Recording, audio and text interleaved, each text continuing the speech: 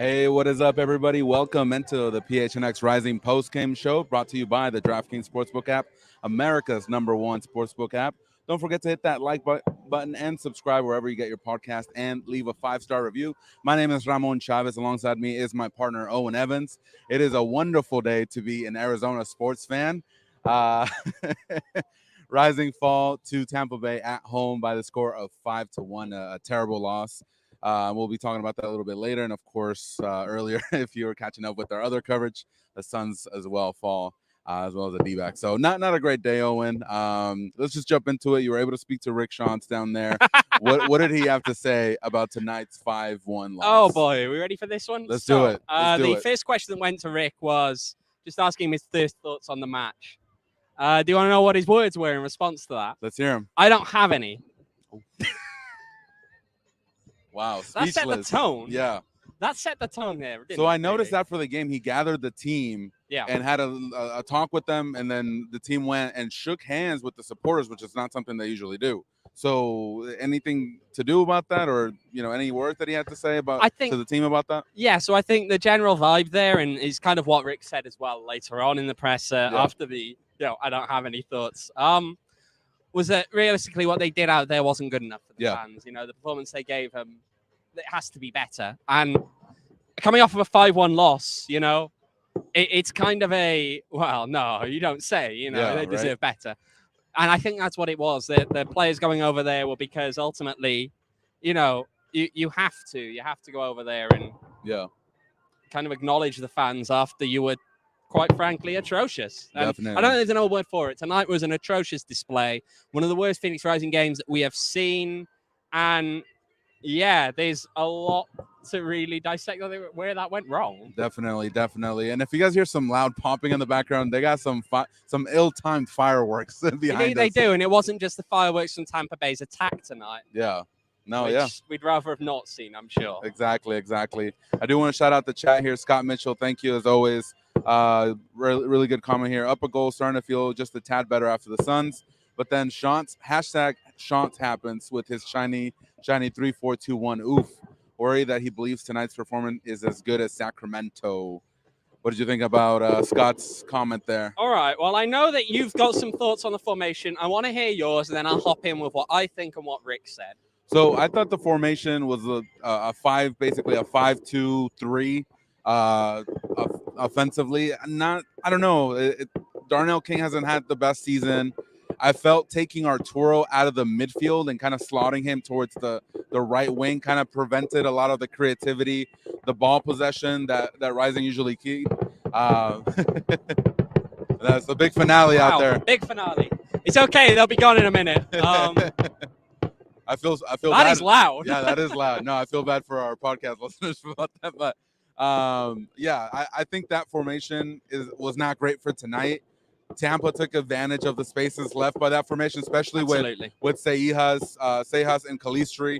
Calistri did not have one of his best games. I think asking him to be in the midfield tonight against a really good Tampa Bay team that, regardless of their record, they're still one of the best teams in the Eastern Conference and in the USL. Asking Calistri to take care of that midfield by himself, I don't think that was something that he was able to do tonight. He lost the ball twice, resulted in 2 goals. I don't know. It was just a tall task for this team. And I know injuries, played a part, but I think Rick Shantz has to be a lot better in that. Well, you know what's funny? We'll go with what was said in the press conference, right? Mm-hmm. The question was asked, well, where did the formation go wrong? The answer was, it didn't. I then replied with, but you lost 5-1. Wow. And the response was, that doesn't mean there was anything wrong with the formation. It was individual mistakes. I mean, that's the same vibe he gave after Sacramento. They lost 2-0, and he's like, well, I think we played great. How do you explain that? I just don't. Look, when you lose a 5-1 game, and let's be clear on this, Rising were outplayed in a lot of ways today. Mm-hmm. You cannot blame that on individual mistakes. You do not lose a game 5-1 at home on individual mistakes. Yeah. To ask people to do that or to believe that is to presume that they're a bit naive. Mm-hmm. Okay? Yeah. Clearly something was wrong. Now, if you want to go down the route of the injuries really hurt us, okay, I can accept that to an extent. However, and the squad building comes around, you have to factor these things in. It happens. And yes, Rising play in a league where squads are often quite small, but I don't know. I find it intriguing, and I'm intrigued to see how the chat goes along down here, which is, how they feel about the fact that Rick effectively said there was nothing wrong with the formation. The formation was fine. I just don't like those comments, especially from a coach.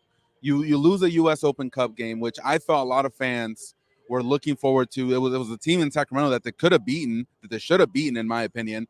After the game, he comes out and, look, I think we played okay. I think we played great. The result doesn't display that. Regardless, you lost. You come over here at home, Sunday night game. You're on ESPN News, not ESPN2. But regardless, it's a nationally televised game. You want to put on a good show for the fans. I saw Twitter. I saw a lot of Twitter commenters saying, we've never seen Rising like this. Well, here's the thing, right? I've got two not fun, facts for you. Yeah. So the last time that Phoenix Rising scored first and lost in a game, to be clear, we don't count RTV last year. That was a draw because it was decided by kicks to the mark. It's a draw. The last time that Rising scored first and lost a game was in October 2018. Las Vegas Lights, that 5-2 loss in Vegas. Yeah. The last time that Phoenix Rising lost by a margin of 4 goals at home was in May 2017. And that came against Reno. That was Rick's first game as interim coach. Okay. Between, before Patrice Carteron came in. Almost 5 years, basically. Yeah, it's a long time. This team doesn't lose games like this. Yeah. And that's why you really got to ask questions here, because is it just injuries? Is it... I mean, let's not get me wrong, okay? There were lots of individual mistakes, especially on the goals. There were bad giveaways, just miscommunication and all of that. But how do you... I still just find 5-1 defeat, it feels a bit much to... Yeah, no. I don't know. When you lose by the score, by that amount, there's definitely deeper problems than just one player didn't do his job tonight. The defense let, a player get through the space or not. It's a deeper symptom of what we've been seeing the entire season. When Rising play against a good team that's able to ping the ball around, they cannot catch up to them. They cannot play defense. They cannot play transitional defense.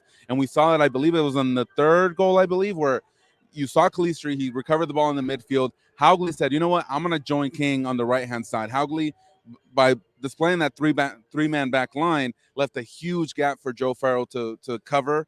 And once Rising lost the ball, easy pickings, and they were able to score that goal. So those things have to be worked at in practice. Those have to be, there's a really good comment here. It says by Peyton, if you run a three-man back line, especially with some tall guys, you cannot have those guys move up and cover the midfield. Now, I think he's right in that regard, where you're asking Haugley in the second game with Rising to play a big part. Madrid, who we know is not the fastest guy, and Farrell, who has played basically every minute this season, cover a lot of ground. And so when you do that, it's going to provide a lot of space for the opposition, and Tampa Bay made them pay tonight.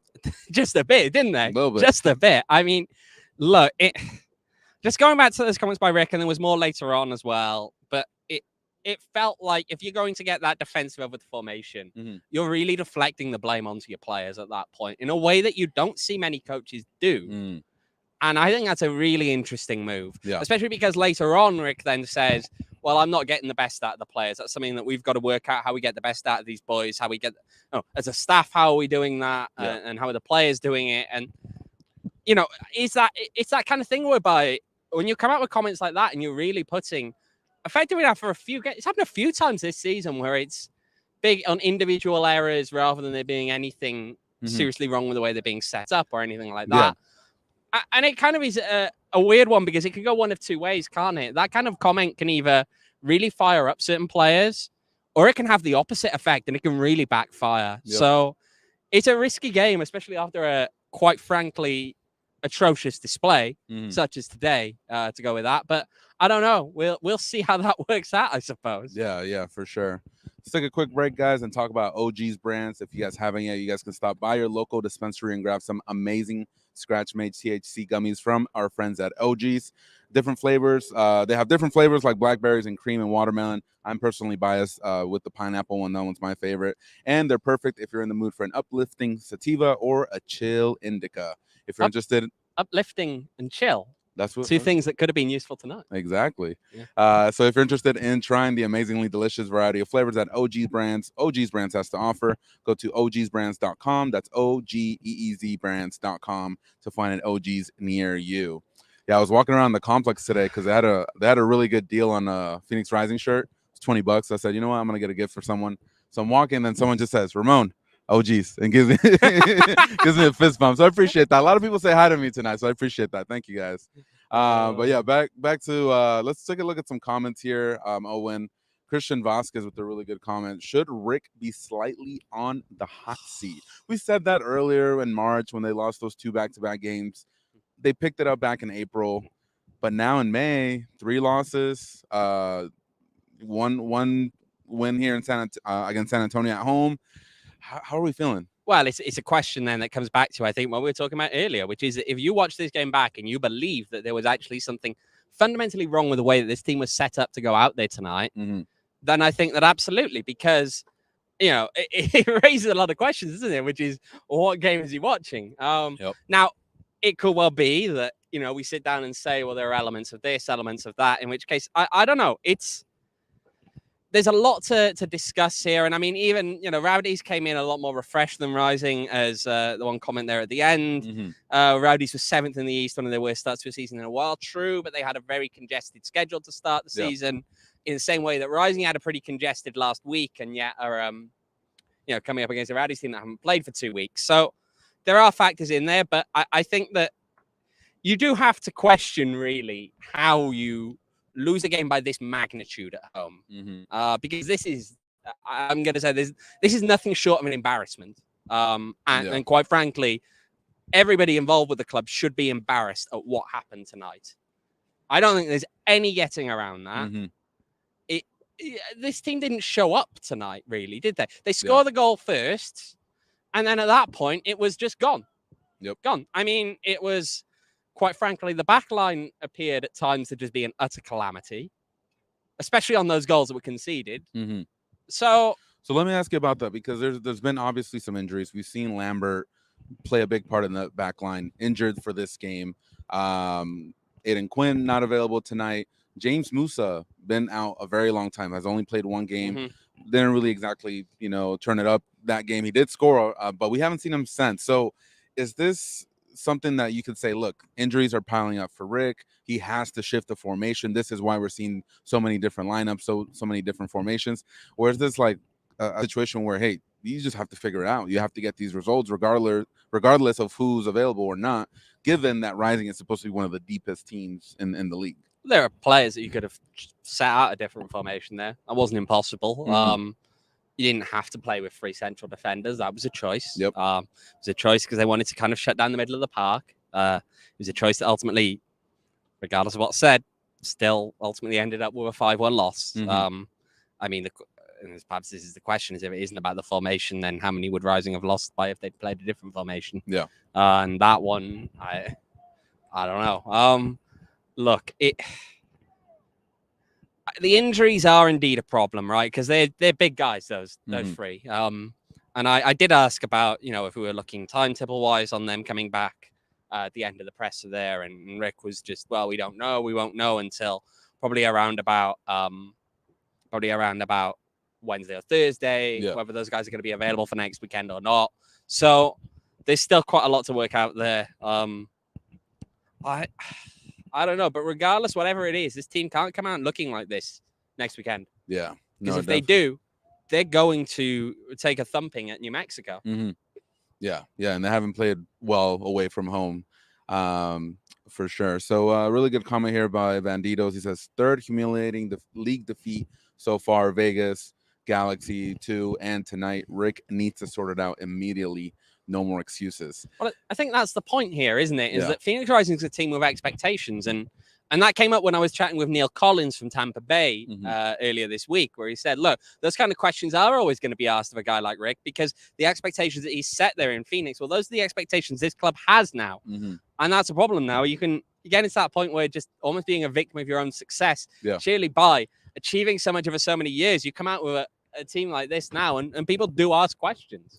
And Tampa Bay is sort of in the same boat. They didn't come out as strongly as they usually do in prior years, and there were questions being asked of them. But they showed tonight that they can still put 5 goals on the board, whether they if they need them. So I think they're in the same boat in that regard. But yeah, I think Rising fans are not used to these displays.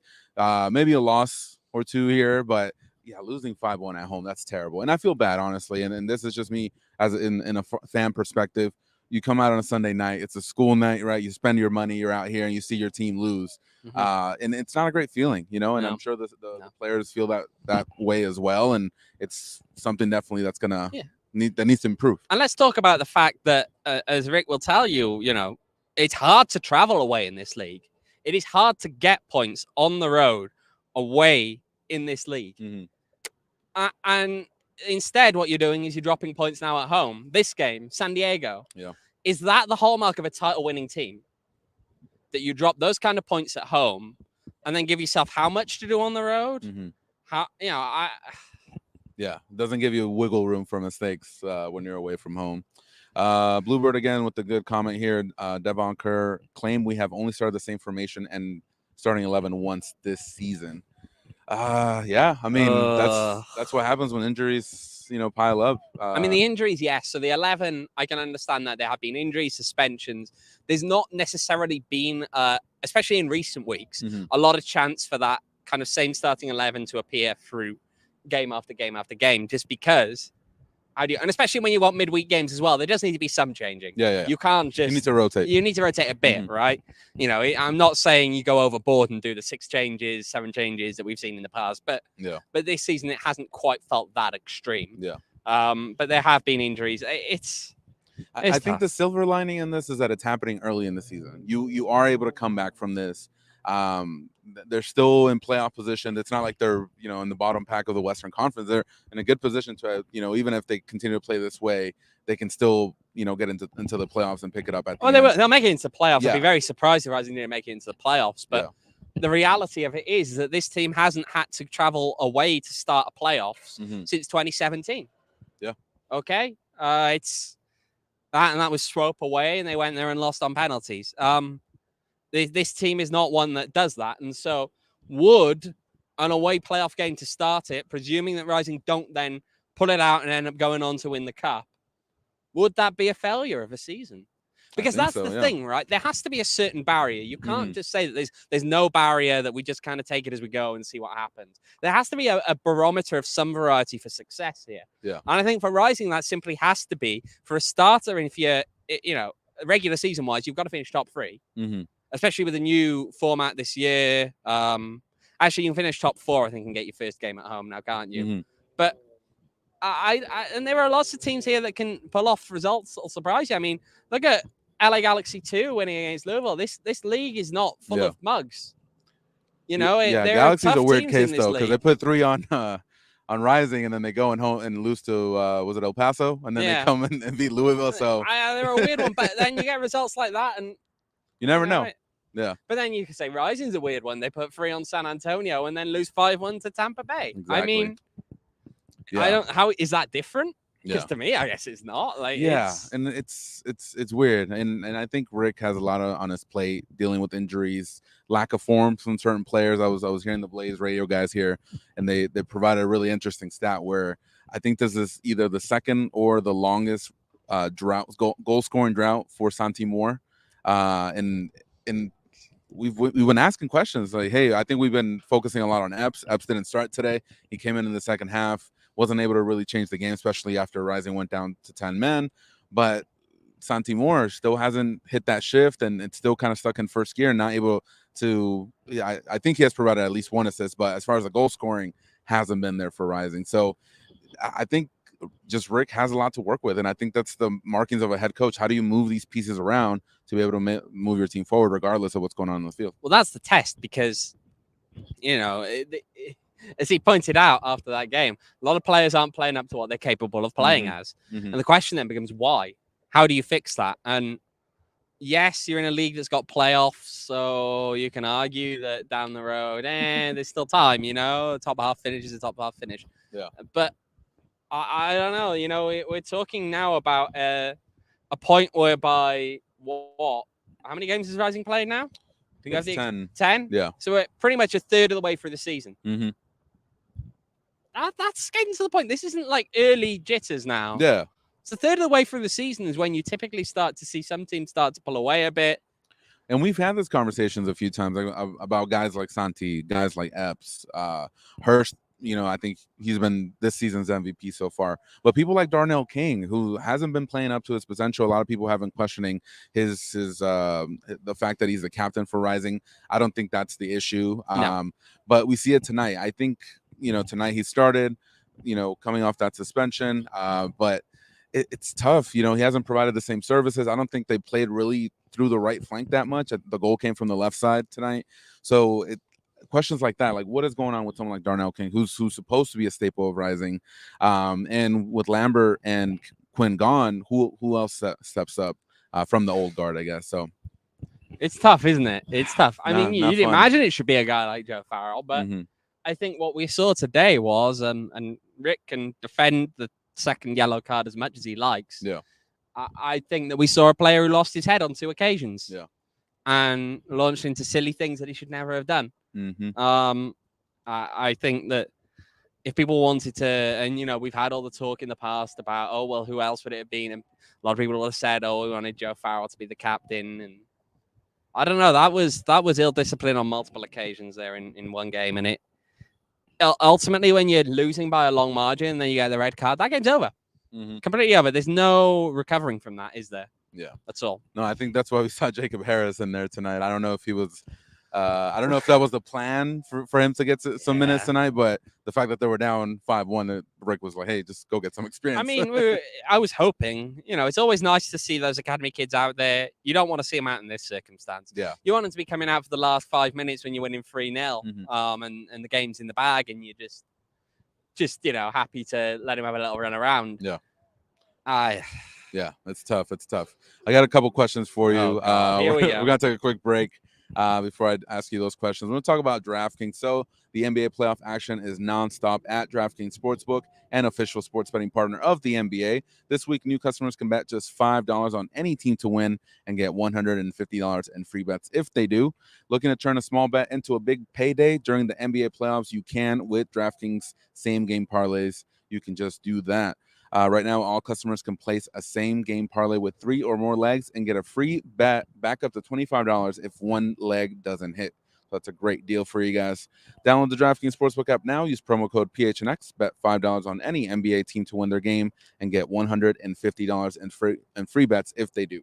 That's promo code PHNX only at DraftKings Sportsbook. 21 and over. You do have to be 21 and over as Arizona only. Gambling problem, 1-800-NEXT-STEP. New customers only. Minimum $5 deposit. Eligibility restrictions apply. See DraftKings.com/sportsbook for details. Okay. So my first question to you. Here we go. Come on. So one's about the team, and the second one's about the people that played tonight, the players that played tonight. So the first question for you is, after 10 games, 6 wins and 4 losses, 4th in the Western Conference, is Rising, based on what we've seen so far, a middle-of-the-pack team, at least in the Western Conference, based on what you're seeing tonight and the outlook of the rest of the season? I mean, that number you just threw at me tells me something. Yeah. 6 wins and 4 losses. That tells you something, doesn't it? Because that's not a team that's comfortable, really. Yeah. It's a team that's working through a lot of struggles. I mean, it makes the 4th place look like it's a bit overinflated simply for the fact that teams below you presumably are drawing in that instance, or they haven't played as many games, or all kind of stuff like that. But it's worrying form, I think, at least, because again, 6 wins and 4 losses don't win you a title. Nope. I think that again, and it's kind of what we're going to is that it just feels like for a lot of this season, something's just not been clicking. And it's hard to put a finger on it because it's kind of everywhere. And to be honest, if we could put a finger on it, we'd probably be professional coaches because right, we wouldn't be sitting here. Yeah. This is what I was going to ask you, and someone just commented here. Who is the leader of this team? Obviously, Darnell King is the captain, but who needs to step up? Who needs to be the guy in your eyes that needs to step up for this team and say, you know what, this is time for me to take responsibility and move this team forward. I've seen Seijas listed in here, but to me, while I wouldn't disagree, I think that Seijas does have a level of experience, a level of the ability to lead some of these boys. They'll listen to him because of what he has done. And so he has that ability to get through to some of them and actually help them raise up. I think there have been times in this season already where Luis has put this team on his back. Yeah. So I think that it's a bit unfair to just simply point the finger at him and say he's got to be the one, because how many times can you do that? Yeah. Ultimately that kind of comes back to, the actual team leadership, really, in terms of the coaching staff, even in the message they're sending out there. And beyond that, there is, I believe, kind of a leadership group that exists within the squad, and we've had that discussion that's come out of the locker room in the past. Where you've got people like Jeff Farrell and people like Joey Calistri and Aidan Quinn and all of those guys, and I think Santi's in there as well. They're kind of all like a small leadership group in there. I don't know. Yeah. It's a tough one. Because, I'm not necessarily sure where it quite comes from. But it has to come from somewhere, and it has to come from somewhere. And something has to change, because, we can't carry on through the season having a result that goes Rising's way and then gets followed up by something like this. Yeah. And you just say, well, it's okay because they'll win next week. Because, again, Rising's aim is to win a title. Okay, that is what success is for this club, and it's something they haven't yet done.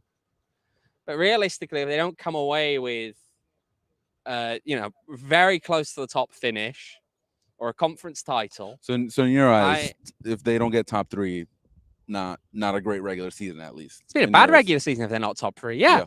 For this team and what they have done in the past, yeah. And we can get into it about, there was turnover and we'll all talk about that it more. But no, Tuesday, I don't personally buy into that one. Yeah. I know there was turnover, but there are still players out there who, quite frankly, are a lot better than what we are seeing. So I don't know. I'm really a little bit mystified as to what quite is going wrong here. And I know there's injuries, but can we blame the injuries for those results at the start of the season? Yeah. No. Nope. A little bit of controversy. I don't know if you've been seeing the chat here, Owen, but the Phoenix Rising Twitter account, they posted a meme right after they lost tonight.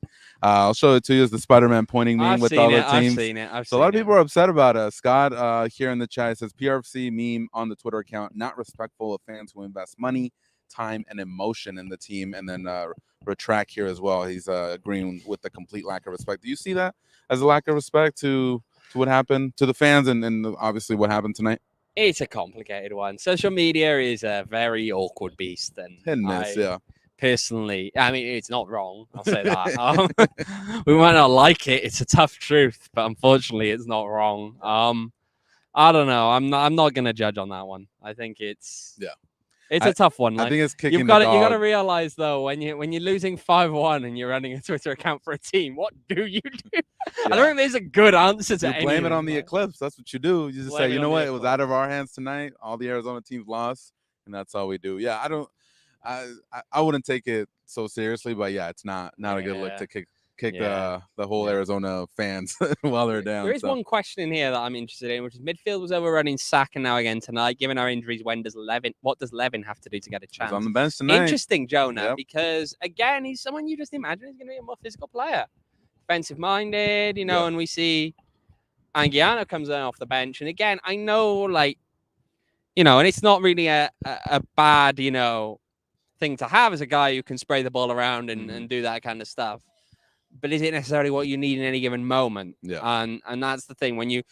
Every time that you bring someone like that on, you're doing a trade-off, and you're saying that we want to have the ball playing skills, and we're giving up the physicality. We're giving up that kind of doggedness in the midfield. Yeah. And so that's the question, really, is that what you want to see, or do you want to see someone like Jonah? I mean, Jonah barely gets a look in at this club, and I know I've didn't get a good look until Sacramento's game. Yeah, and then he's out here playing. So that's what I mean. I think that just kind of it gives the wrong impression to Rising fans. It's like, okay, if you put in 20 minutes of work, then you're on the field the next day. Is that what's going to happen? So what does Jonah Levin have to do in order to get on the field as well? I don't know. And I think I'll leave it at that. I really don't know. No, I think that's one of the things that definitely the midfield is missing. Someone like Lambert or Levin that can kind of put their physical, presence in the midfield and take control of the midfield that way, not necessarily with the passing and stuff, but just be a physical presence there and create some havoc. So, all right, y'all. I think we might wrap it up on that thought. But final thoughts there, Owen, before we take off and maybe go grab a drink because. I'm just thinking, what would I say? What do you got to say to the words chat that right I now? have to say, the words that I have to say are things that Saul might say, but I'm generally going to choose not to say. Okay. But it was possibly one of the worst Rising performances I've seen. Yeah. I think that, and I know to Scott's point here, I must have some locker room info about what's going on with player chemistry. Oh, I don't know. He's not got sure. the info. He's just not gonna say I'm it. keeping certain bits close to the chest. You're not wrong, Scott. It's I don't know. There is. I don't feel like all is quite as well as it could be, but I mean these results are tough. They're tough to swallow, and they're tough to swallow for everyone. Tough to swallow for the fans. I think as players you have to look at that and you have to own up to the fact that you went out there and effectively got your ass handed to you. Yeah. That's what happened tonight. Yeah. And they've got to move on then. Look, ultimately, at the end of the day, you can't question the simple fact that the boys want to win because they're professional athletes. It's you wouldn't get this far. You wouldn't get this far without being able to, really push and actually care about the sport and care about getting the wins. But for whatever reason, it's just not working. Yeah. Just not working. Dang, Emilio here with the really sad comment. Today was my first game watching them. It's not normally this bad. Yeah, it's okay, Emilio. You've Watch them joined again. The doom and gloom pod. The somber crew. The somber crew. Before we wrap up, I do want to talk about the DraftKings King of the Game. We didn't get to talk about. We didn't mention our DraftKings King of the Game. So before we wrap it up, we had our good producer friend here, Sean DePaz, show up to watch Rising and get their butts handed to them, but he was able to get 5 out of 10 free drinks tonight. So he is tonight's DraftKings King of the Game. Shout out to Sean DePaz. I know, Sean, you're letting aside that. I thought he went to Syracuse. He went to ASU. He's got a party schools. Come on, Yeah. Sources told me that he used to be a better partier, but apparently not anymore. Sources say. No, shout out to Sean. I mean, we couldn't really give it to anybody else on tonight's showing, could we? Yeah, no. If you show up again, Sean, I'm sure Rising will be better. But yeah, thank you for supporting Rising. You guys do a great job over there at PHNX Sports. All the producers, shout out to you guys. Thank you for all of your help. Including Emma, who's producing us now. Yes, exactly. Thank you, Emma, for that. Well, that wraps it up for us tonight here. It's Sunday night. It's a school night. Gotta wake up tomorrow and go to work. But thank you to everybody on the chat. Thank you. You guys always make it a great time here at the PHNX Rising show, post-game show. Shout out to, again, Retract, Scott, Emilio, CEO, everybody on here. Oh, Sean says he's past his prime. Well, we knew that. Christian, everybody, thank you so much for joining us. We will be back on Tuesday evening with our Tuesday show. And so we'll have some great thoughts for you guys there, maybe some updates on what's going on with the injuries, and hopefully some words from Rick Shantz and see what he has to say ahead of the New Mexico game where they're going to be traveling, right? So they're going to play away from home. So tough test. Doesn't get easier from here. Yeah, I have to see if they can get some of those green chili doubles. Yes, sir. All right, y'all, that wraps it up for us here. No fireworks. Let's just wrap up this Sunday. It's done. We're over with, and we will see you next time. Take care.